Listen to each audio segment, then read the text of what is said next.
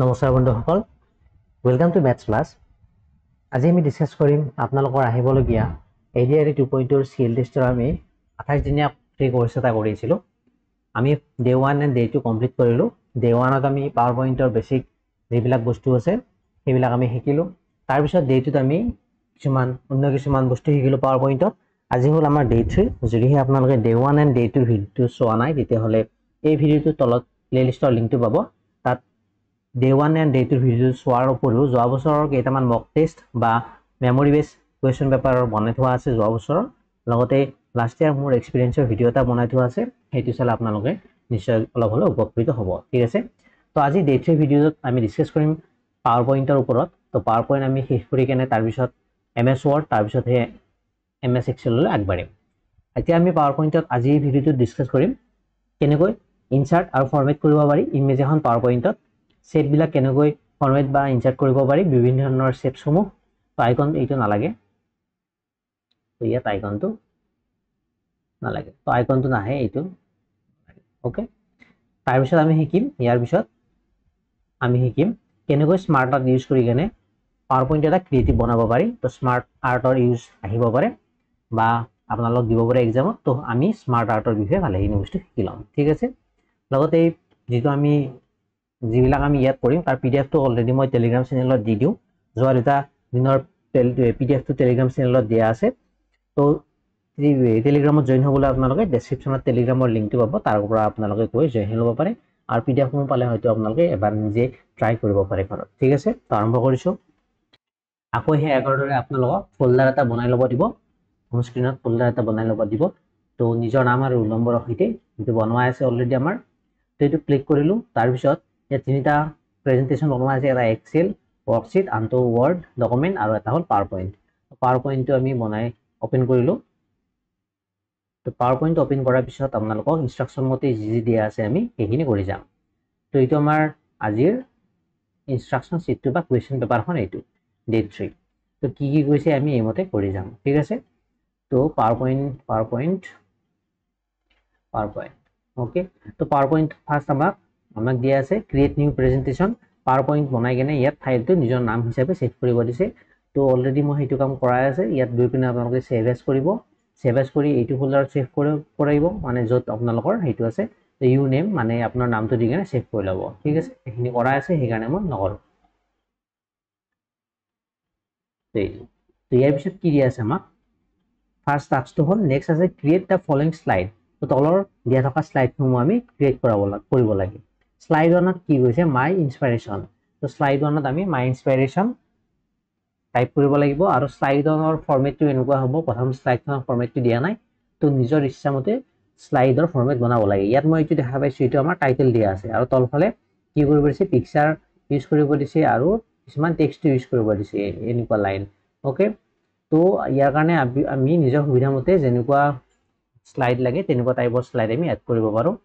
মই ইয়াত কৰিলোঁ title and content slide. Okay, তো টাইটেলত মই লিখিম, কি লিখিব দিছে আমাক মাই ইনস্পিৰেশ্যন। তো এইখিনি আপোনালোকে লিখি ল'ব। তো ইয়াত মই পেষ্ট কৰি দিলোঁ মাই ইনস্পিৰেশ্যন। আৰু ইয়াত মাই ইনস্পিৰেশ্যনটো কি কৰা হৈছে বল্ড টাইপত দিয়া আছে। তো ইয়াতো মই এইটো বল্ড কৰি অলৰেডি লোৱা আছে, তো আকৌ এবাৰ দেখাই দিছোঁ, মই বল্ড কৰি লৈছোঁ। ঠিক আছে, নেক্সট আমাক কৈছে insert a picture of someone you admire. তো যিকোনো এজন মানুহৰ পিকচাৰ ইয়াত এড কৰিব দিছে। এতিয়া পিকচাৰ কেনেকৈ এড কৰিব সেইটোও মই বুজাবলৈ চেষ্টা কৰিছোঁ। ইয়াত আপোনালোকৰ এইটো প্ৰেজেন্টেশ্যন। তো ইয়াত আপোনালোকে ইনচাৰ্টত যাব, এইটো ইনচাৰ্ট অপশ্যন। ইয়াত যোৱাৰ পিছত আপোনালোকে পিকচাৰ্ছ বুলি এইটো অপশ্যন পাব, ইয়াত ক্লিক কৰিব। তো ইয়াত ক্লিক কৰাৰ পিছত আপোনালোকক পিকচাৰটো কোনটো ফল্ডাৰত বা ডেস্কটপৰ কোনটো ফাইলত দিয়া আছে সেইখিনি হয়তো আপোনালোকক আগতীয়াকৈ কোৱাই থাকিব। তো ইয়াত মই পিকচাৰ্ছত গৈ কেনে ইয়াত বনোৱাই আছে। তো এইটো মই APJ আব্দুল কালামৰ ফটোটো ইউজ কৰিম। তো এইটো বনোৱাই আছে, ইয়াত ডাবল ক্লিক কৰিব, তো ফটোটো ইয়াত আহি গ'ল। ঠিক আছে, ইয়ালৈ নেক্সট কি কৈছে তাৰপিছত ইনচাৰ্ট পিকচাৰ্ছ কৰিলোঁ, resize it to fit half the slide. তো ফটোখন এনেকুৱাকৈ ফিট কৰিব দিছে যাতে ই হাফ শ্লাইড কভাৰ কৰে। তো আধা চাইড কভাৰ কৰাকৈ মই চাপোজ এনেকৈ দিলোঁ। ঠিক আছে, কুৱেশ্যন পেপাৰত আপোনালোক দি দিব কিমানখিনি কভাৰ কৰিব লাগে, সেইমতে কৰিলে হ'ল। নেক্সট ইয়াৰ পিছত কি দিয়া আছে,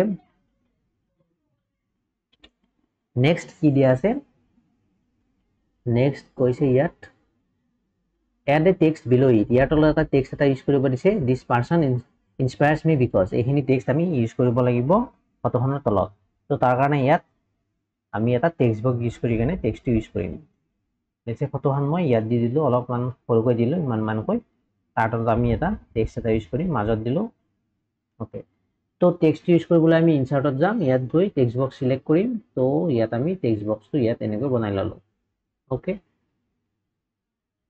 তো ইয়াত কি লিখিব দিছে আমাক this person inspires me because যি লিখিব দি ইয়াত লিখা থাকিব হেমতে টাইপ কৰিলে হ'ল এইখিনি মই ইয়াত কপি কৰি ইয়াত পেস্ট কৰিলো ঠিক আছে এইখিনি মই অলপমান মিলাই ল'ব পাৰো যেনেকৈ এই ডটকে এটা নোহোৱা কৰি দিব পাৰি বা থাকিলেও প্ৰবলেম নাই গোটেইখিনি সিলেক্ট কৰিলো তো এইখিনি মই সেন্টাৰ এলাইন কৰি লম সেন্টাৰ এলাইন ইয়াত এইটো অপচন সেন্টাৰ এলাইন হৈ গ'ল ধৰক মই ইয়াৰ সাইজটো ডাঙৰ লাগে তো সাইজটো অলপ মই ইনক্ৰিজ কৰিছো বা আমাক কালাৰটো ৰেড কালাৰ লাগে ফন্টৰ কালাৰ ৰেড কৰিছো আৰু ধৰি ললো আমাক দিয়া আছে ইয়াত আমাক দিয়া আছে ফন্ট দিয়া আছে সাইজ দিয়া আছে ডাৰ্ক গ্ৰে দিয়া আছে তো এইমতে কৰিব লাগিব ফন্ট কৈছে ক্যালিব্ৰি সাইজ কৈছে 20 তো এইখিনিটো সেম এপ্লাই হ'ব ফন্ট দিয়া আছে ক্যালিব্ৰি সাইজ কৈছে 20 এটো হেডিং ইয়াৰ সাইজটো অলপ বেছি কৰি ৰাখিলো তো আমাক এইটো আমি সেম ক্যালিব্ৰি তাৰ পিছত ইয়াৰ সাইজটো 20 ৰাখিম ওকে আৰু ইয়াৰ কালাৰটো দি আছে ডাৰ্ক গ্ৰে তো ডাৰ্ক কি দি আছে ডাৰ্ক গ্ৰে কালাৰ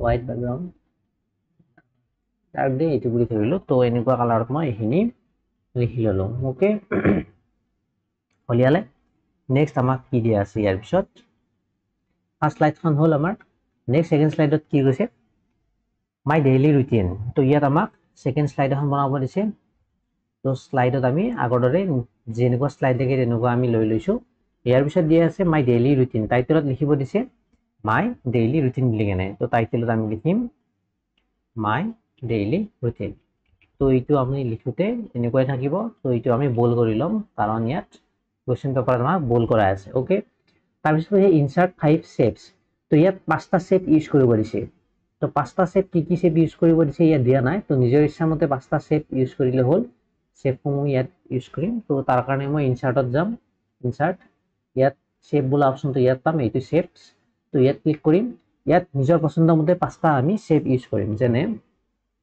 ধৰক মই ইয়াৰ পৰা ৰেক্টেংগুলাৰ এটা সিলেক্ট কৰিলো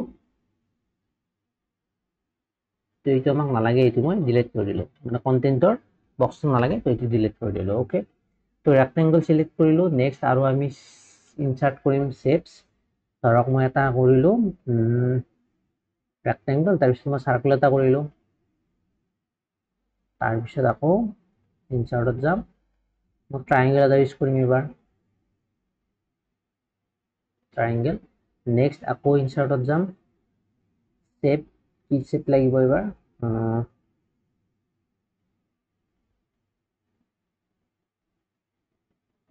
যেটি ইউজ কৰিব পাৰি ইয়াৰ পৰা ধৰি ললো মই আমি এইটো ৰম্বাস ইউজ কৰিলো নেক্সট আকৌ ইনসাৰ্টত যাম ইয়াৰ পৰা আমি সিলেক্ট কৰিম এইটো পেন্টাগন তো পেন্টাগন ইউজ কৰিলো এই পাঁচটা আমি শেপ ইয়াত ইউজ কৰিলো ওকে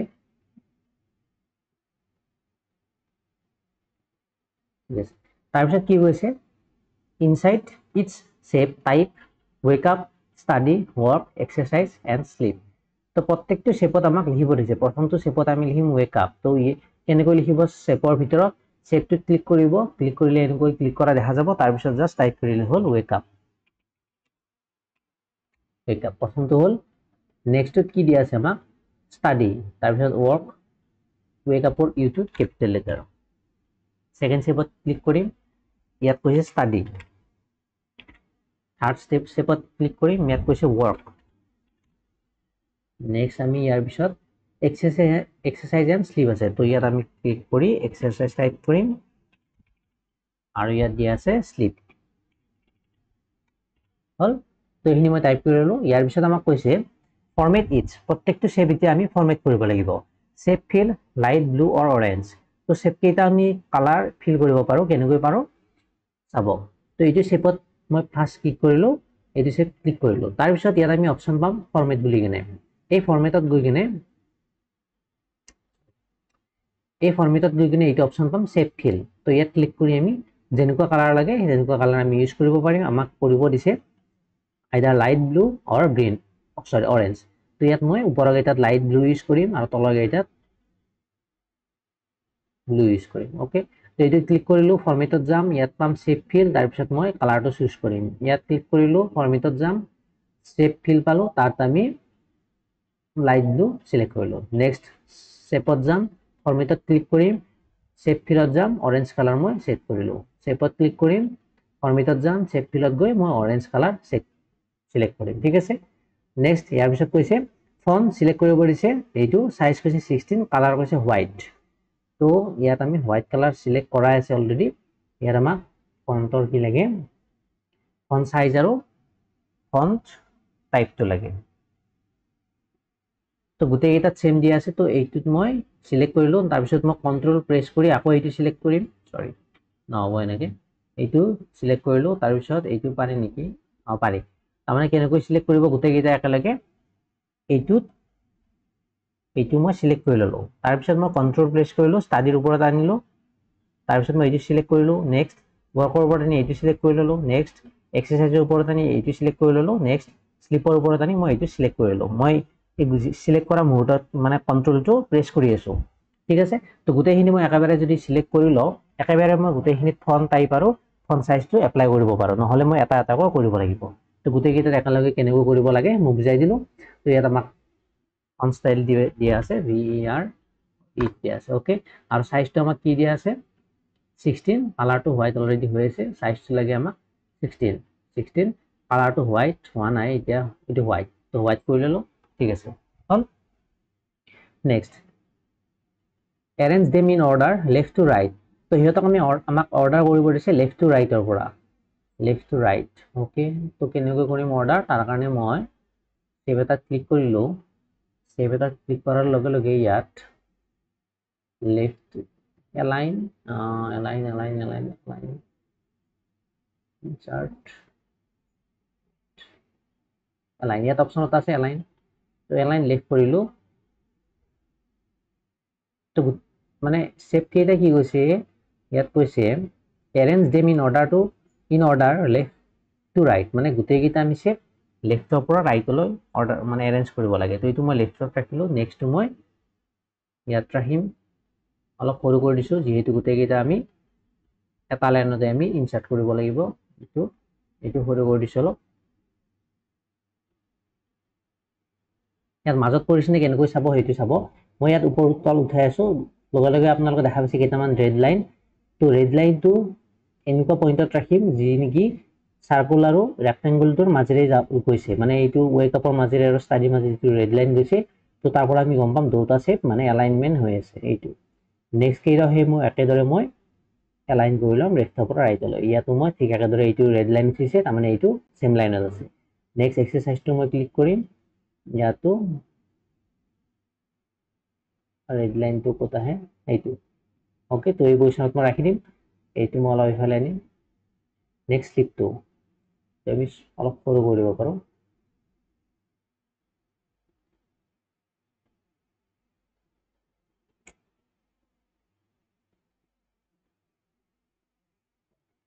এইটো মই সৰু কৰিব পাৰো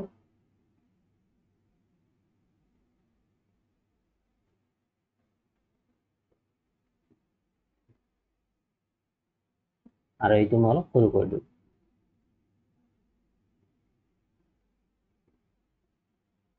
ঠিক আছে হল এতিয়া আমি লেফটৰ পৰা ৰাইটলৈ এৰেঞ্জ কৰি ললো নেক্সট আমাক কৈছে কানেক্ট ইউজিং এৰ'জ তো ইহঁতক আমি কানেক্ট কৰিব লাগে এৰ' ইউজ কৰি কেনে তো এৰ'ৰ কাৰণে আকৌ আমি কি যাম ইনচাৰ্টত যাম সেভ বুলি অপচন পাম তাতে মই এৰ'ডাল বিচাৰিম এইটো এৰ' ৰাইট এৰ' তো এইটো আমি এৰ' ইয়াত ক্লিক কৰিম ওকে তো এইটো গোটেই কেইটা পজিশনত লাগে তো এইটো মই বাৰে বাৰে ইনচাৰ্টত গৈ শেপছত ক্লিক কৰি লাভ নাই এইটো মই কপি কৰি ললো এই শেপটো মই কপি কৰি ললো নেক্সট মই পেস্ট কৰিম ইয়াত আহিল মই এইটো আমি ইয়ালৈ লৈ আহিম মই ইফালে আনিব লাগিব অলপ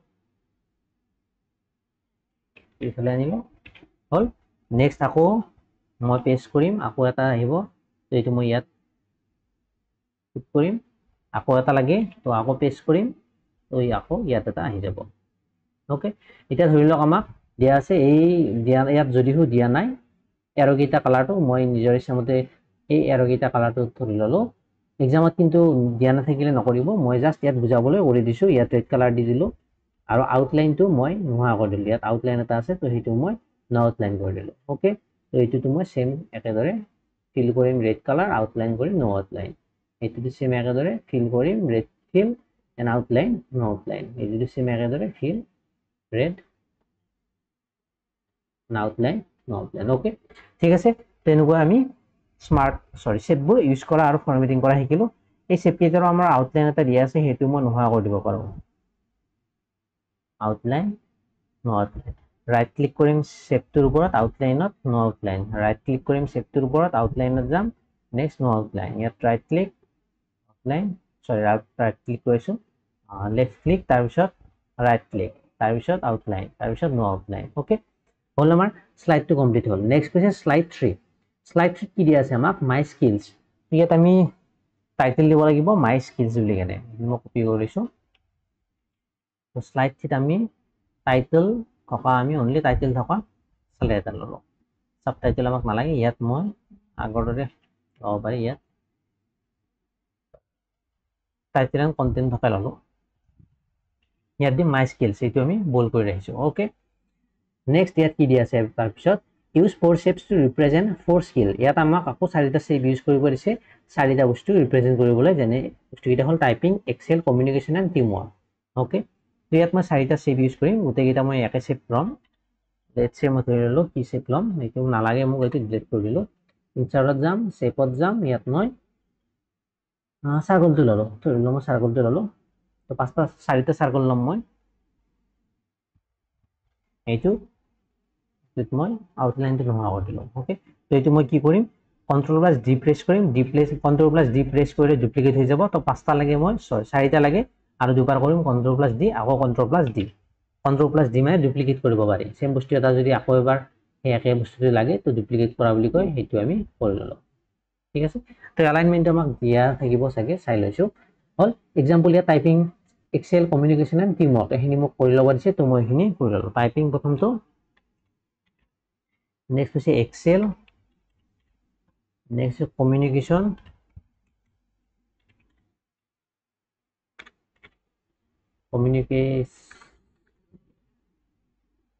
TI1 okay next আৰু এটা দিয়া আছিল আমাক কি টিম ওয়াৰ্ক হল তো এইটো মই চাৰিটা বনাই ললো এইটো মই অলপমান ডাঙৰ কৰি দিব লাগিব তাতে এটা লাইন এটা আহিছে ঠিক আছে হলিয়ালে তাৰপিছত ইনসাইড ইচ শেপস ৰাইট দা স্কিল নেম লিখিলো এড এ ৰিলেভেন্ট পিকচাৰ তো ইয়াত পিকচাৰ ইউজ কৰিব পাৰি আমি পিকচাৰ আৰু ইউজ কৰি নাথাকো ইয়াত জাস্ট মই চাৰিটা শেপ বনাই ললো শেপ কেইটা কেনেকুৱাকৈ থাকিব লাগে ইয়াত কোৱা নাই হয়তো এক্সাম পেপাৰত মানে থাকিব পাৰে প্ৰথমটো এনেকৈ ওপৰত থাকিব পাৰে সেকেন্ডটো এনেকৈ তলত তাৰে তলত এইটো বা তাৰে তলত উন্নত তেনেকৈ থাকিব পাৰে যেনেকৈ থাকে এক্সাম পেপাৰত তেনেকুৱাকৈ কৰিলে হ'ল মই ইয়াত জাস্ট বুজাবলৈ বেলেগ বেলেগ ধৰণে দেখুৱাই দি আছো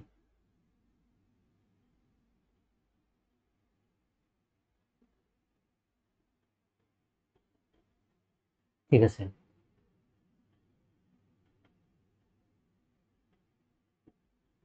হল ঠিক আছে নেক্সট আমি আহিছো এবাৰ স্লাইড 4 লৈ স্লাইড 4 কি কৈছে টাইটেল লিখিব দিছে স্মাৰ্ট আৰ্ট কেনেকৈ ইউজ কৰিব পাৰি আমি ইয়াত এইটো শিকিম তো টাইটেল লিখিব দিছে মাই ষ্ট্ৰেংথ তো আমি ইয়াত ক্লিক কৰিম আকৌ নিউ স্লাইডত যাম টাইটেল এণ্ড কন্টেন্টত ক্লিক কৰিম ইয়াত লিখিম মাই ষ্ট্ৰেংথ ওকে তো এইটো মই বোল্ড কৰি লৈছো টাইটেল যেহেতু হল তাৰপিছত কৈছে ইনসাৰ্ট স্মাৰ্ট আৰ্ট চুজ লিষ্ট অৰ সাইকেল তো ইয়াত আমি স্মাৰ্ট আৰ্ট কেনেকৈ ইউজ কৰিব পাৰি চাব এইটো মই ফাৰ্স্ট ডিলিট কৰি লৈছো আমাক কন্টেন্টটো নালাগে ইয়াত ইনসাৰ্টত যাম ইনসাৰ্টত মই শেপছৰ কাষত এইটো অপচন পাইছো স্মাৰ্ট আৰ্ট ইয়াত ক্লিক কৰিম ক্লিক কৰাৰ ফলত এখন লিষ্ট এখন ওপেন হৈছে ইয়াত আমাক যেনেকুৱা টাইপৰ স্মাৰ্ট আৰ্ট লাগে তো ইয়াত সকলোসমূহ এই অলপ আমি সকলোসমূহ স্মাৰ্ট আৰ্ট পাম ইয়াত আমি চাব পাৰো গোটেইসমূহ স্মাৰ্ট আৰ্ট ইয়াত পাম আকৌ কিছুমান ভাগ কৰি দিয়া আছে ইয়াত আছে লিষ্ট ওয়াইজ মানে যিবিলাক লিষ্ট টাইপ স্মাৰ্ট আৰ্ট সেইটো ইয়াত দিয়া আছে প্ৰসেস টাইপত স্মাৰ্ট আৰ্টবোৰ ইয়াত সাইকেলৰ সমূহ ইয়াত যেনেকুৱা হাইৰাৰ্কি, ৰিলেশনশ্বিপ, মেট্ৰিক্স, পিৰামিড, পিকচাৰ আৰু এইটো অনলাইন। তো যেনেকুৱা লাগে আমি ইয়াৰ পৰা চুজ কৰিম। আমাক দিয়া আছে ইয়াত চুজ লিষ্ট অৰ সাইকেল, লিষ্ট অথবা সাইকেল আমাক চুজ কৰিব দিছে। তো আমি সাইকেল সিলেক্ট কৰিলো, ধৰক লিষ্টটো সিলেক্ট কৰিম, সাইকেলটো সিলেক্ট কৰিম, দুটা দেখাই দিম। ওকে, তো লিষ্ট সিলেক্ট কৰিলো, ইয়াৰ যোনটো ভাল লাগে আমি সেইটো সিলেক্ট কৰিম। তো লিষ্টত থকা মই ধৰি ললো আমি এইটো পছন্দ হৈছে, তো এইটো আমি সিলেক্ট কৰিলো। ওকে, তো তিনিটা আহি গ'ল। তো তিনিটা অহাৰ পিছত আমাক যেহেতু আৰু লাগে, তো আৰু লাগিলে মই কি কৰিম, সেইটো ইয়াত আৰু যেহেতু লাগে সাইজ এন্ড পজিশন সেট অভাৱ। ওকে, ইয়াত আৰু লাগিলে আমি গৈ কিনে চাৰিটা হ'ল। ওকে, তাৰপিছত কেইটা লাগে আমাক,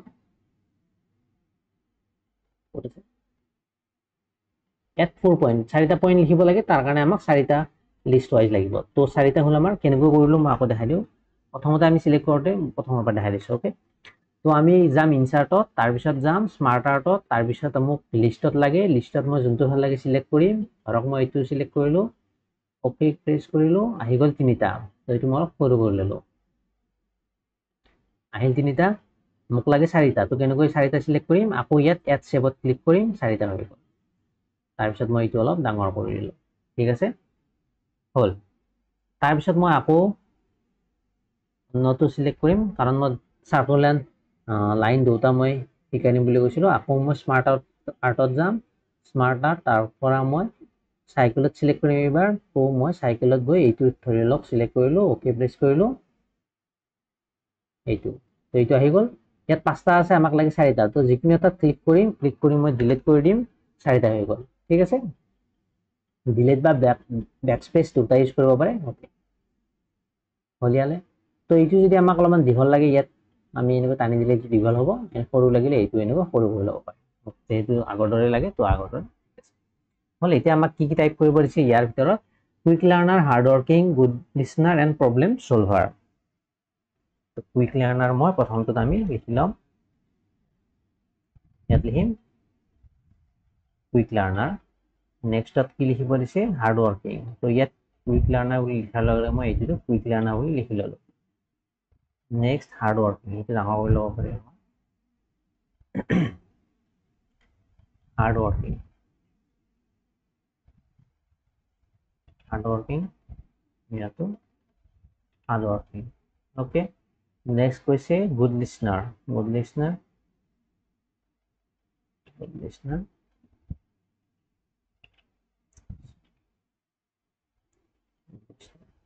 নেক্সট আমাক দিয়া আছে কি, প্ৰব্লেম চলভাৰ। ইয়াত ক্লিক কৰিম, ইয়াত গৈ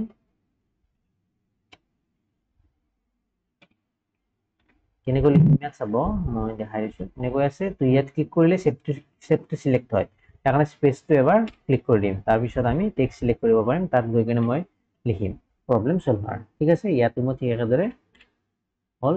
দুটা স্মাৰ্ট আৰ্ট আমি বনালো, এইটো মই অলপমান এইফালে আনিব পাৰোঁ, ঠিক আছে। এতিয়া তাৰপিছত কি ইনষ্ট্ৰাকশ্যন দিয়া আছে আমাক, ডিজাইন কৰিব দিছে স্মাৰ্ট আৰ্টসমূহ। কি কৈছে, ইউজ এ কালাৰফুল লেআউট। তো স্মাৰ্ট আৰ্টৰ লেআউটসমূহ আমি কালাৰফুল বনাব পাৰোঁ। কেনেকৈ পাৰোঁ, এই স্মাৰ্ট আৰ্টটো সিলেক্ট কৰিলোঁ, তাৰপিছত ডিজাইনত যাম, ডিজাইনত গ'লে চেঞ্জ কালাৰ অপশ্যন পাম। ইয়াৰ পৰা আমাক যেনেকুৱা কালাৰৰ স্মাৰ্ট আৰ্ট লাগে, তো আমি সেনেকুৱা সিলেক্ট কৰিম। ধৰক মোৰ এইটো ভাল লাগিছে, তো মই এইটো লৈ ল'লোঁ। ওকে, ঠিক একেদৰে এইটোত মই বেলেগ কালাৰ ইউজ কৰিম, চেঞ্জ কালাৰত যাম, তাৰ পৰা মই লেটছে ধৰি ল'লোঁ এইটো কালাৰ ভাল লাগিছে, তো এইটো মই সিলেক্ট কৰি ল'লোঁ, ঠিক আছে। ইয়ালে প্ৰত্যেকটো স্মাৰ্ট আৰ্টৰ আকৌ বেলেগ বেলেগ কালাৰ দিব পাৰি। যেনে ইয়াত চেঞ্জ কালাৰত যিবিলাক আছে, তাৰ উপৰিও মোক অন্য কালাৰ লাগে। প্ৰথমতে মই এইটো সিলেক্ট কৰিছিলোঁ, এইটো কালাৰ মোৰ ভাল লগা নাই, তো এইটো কাৰণে মই এক্সট্ৰা কালাৰ এটা চুজ কৰিম। ধৰক মই সেইটো চুজ কৰিম গ্ৰীণ কালাৰ। তো গ্ৰীণ কালাৰ মই ইয়াত এইটোত মানে এইটোত লেফ্ট ক্লিক কৰিম, কৰিলে ইয়াত ফিল অপশ্যন পাম, তাৰ পৰা মই গ্ৰীণ কালাৰ চুজ কৰিম, হ'ল, ঠিক আছে। ইয়ালে তাৰপিছত কি ইনষ্ট্ৰাকশ্যন দিয়া আছে, change smart art style to 3D। তো স্মাৰ্ট আৰ্টৰ ষ্টাইলসমূহ আমি আকৌ 3D লৈ চেঞ্জ কৰিব পাৰোঁ। কেনেকৈ পাৰোঁ, ডিজাইনত যাম, তাৰ পৰা আমি ষ্টাইল, স্মাৰ্ট আৰ্টৰ ষ্টাইলসমূহ 3D, এইটো স্মাৰ্ট আৰ্ট ষ্টাইল এইটো লিখা আছে ইয়াত। তো ইয়াত ক্লিক কৰিম, ইয়াত 3D বোলা অপশ্যন এইটো দেখা পাইছে, 3D। তো 3Dত বহুকেইটা অপশ্যন আছে। তো যেনেকুৱা যোনটো লাগে 3D যদি স্পেচিফিকেলি দিয়া থাকে, যেনে এইটো পাউডাৰ বুলি লিখা আহে, এইটো আহে আপোনালোকৰ কাৰ্টুন, এইটো আহে ইনচাৰ্ট, আৰু এইটো আহে পলিষ্ট, এইটো আহে ফ্লেট চিন, এইটো আহে মেটেলিক চিন, এইটো হয় সানসেট চিন, এইটো হয় বাৰ্ডছ আই চিন। তো যেনেকুৱা টাইপত লাগে বা এক্সামত যেনেকুৱাকৈ দিয়া থাকে তেনেকুৱাকৈ সিলেক্ট কৰিম। ধৰক মই ইয়াত এইটো মই সিলেক্ট কৰিলোঁ, তো মই এইটো ভাল লাগিছে, তো মই এইটো সিলেক্ট কৰিলোঁ। হ'ল ইয়ালে। ঠিক একেদৰে এইটোতো মই চেঞ্জ কৰি ল'ম। ইয়াত যাম, মই ইয়াত যাই কিনে মই সিলেক্ট কৰিম, এইটো ভাল লাগিছে মোৰ, এইটো মই সিলেক্ট কৰিম। হ'ল।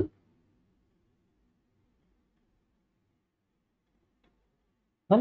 তো যেনেকুৱা টাইপত লাগে মই সিলেক্ট কৰি ল'লোঁ। তাৰপিছত আমাক কি দিয়া আছে, এখন এক্সট্ৰা শ্লাইড দিয়া আছে, তাত কৈছে মাই জাৰ্নি চোফাৰ, এইটো হোমৱৰ্ক দিছোঁ, এইটো নিজে কৰিব পাৰিব, বেলেগ একো নাই। Time line smart art use কৰিব দিছে। তো তাৰ পৰা আপোনালোকে ইনচাৰ্ট কৰি কিনে 3টা লাইনছ লিখিব দিছে, এইকেইটা তো লিখিব পাৰিব। ঠিক আছে। তো আজি ইমানতে এৰিছোঁ। আমি কি শিকিলোঁ আজি আকৌ এবাৰ কৈ দিছোঁ, কেনেকৈ আমি পিকচাৰ ইনচাৰ্ট কৰিব পাৰোঁ, কেনেকৈ আমি বিভিন্ন ধৰণৰ শ্বেপ ইনচাৰ্ট কৰিব পাৰোঁ, শ্বেপ ফৰ্মেটিং কেনেকৈ কৰিব পাৰোঁ, সেইবিলাক শিকিলোঁ। তাৰপিছত আমি শিকিলোঁ সেইটো সেই একে শ্বেপ আমি কেনেকৈ ইউজ কৰোঁ। তাৰপিছত আমি smart art, most important smart আৰ্টটো শিকিলোঁ। তাত আমি বিভিন্ন ধৰণৰ স্মাৰ্ট আৰ্টৰ ডিজাইনসমূহ শিকিলোঁ। স্মাৰ্ট আৰ্টৰ ডিজাইন কেনেকৈ কৰিব পাৰি, যিটো স্মাৰ্ট আৰ্ট আমি ইউজ কৰিম তাত মই লেফ্ট ক্লিক কৰিম, কৰাৰ পিছত বা ৰাইট ক্লিক কৰিম, কৰাৰ পিছত ইয়াত ডিজাইন টেব এটা খোল খাব, এই ডিজাইনত যাম, তাত আমি বিভিন্ন ধৰণৰ কালাৰ পাম, যি কালাৰ লাগে মই সেইমতে সিলেক্ট কৰিব পাৰিম ইয়াত। বা এনেকুৱা যদিহে নালাগে, মই প্ৰত্যেকটো বক্সৰ কাৰণে এক্সট্ৰা কালাৰ কেনেকৈ চুজ কৰিম। ফাৰ্ষ্ট বক্সত মই ক্লিক কৰিলোঁ, তাৰপিছত মই ইয়াত ফিলত গৈ কিনে যেনেকুৱা কালাৰ লাগে মই সেনেকুৱা কালাৰ সিলেক্ট কৰিম। ইয়াত মোৰ ব্লেকটো বেছি ভাল লাগিছে, তো ব্লেকটো সিলেক্ট কৰি ল'লোঁ। ঠিক আছে। তাৰপিছত ইয়াৰ পজিশ্যনটো আমি সিলেক্ট কৰিব পাৰিম, কেনেকুৱা পজিশ্যনত লাগে বা কেনেকুৱা টাইপত লাগে, যেনেকুৱা পজিশ্যনত লাগে ইয়াত আপোনালোকে স্মাৰ্ট আৰ্ট ষ্টাইলছত গৈ কিনে এইটো সিলেক্ট কৰিব পাৰিব। ঠিক আছে। তো ভিডিঅ'টো শেষলৈ চোৱাৰ বাবে ধন্যবাদ। আশা কৰোঁ আপোনালোকে সকলোখিনি বুজি পাইছে। কিবা ডাউট থাকিলে কমেণ্ট বক্সত সুধিব পাৰিব। আৰু ইয়াৰ PDF-টো অৰ্থাৎ কুৱেশ্যন পেপাৰৰ যিটো এইটো PDF, এইটো আমাৰ টেলিগ্ৰাম চেনেলত পাই যাব। তো টেলিগ্ৰামত জইন হ'ব। আজিলৈ মানে, কালি আমি আকৌ ডে 4 আৰম্ভ কৰিম। ভিডিঅ'টো শেষলৈ চোৱাৰ বাবে ধন্যবাদ। চেনেলটো ছাবস্ক্ৰাইব কৰি থ'ব, ভিডিঅ'টো লাইক কৰি দিব। Thank U.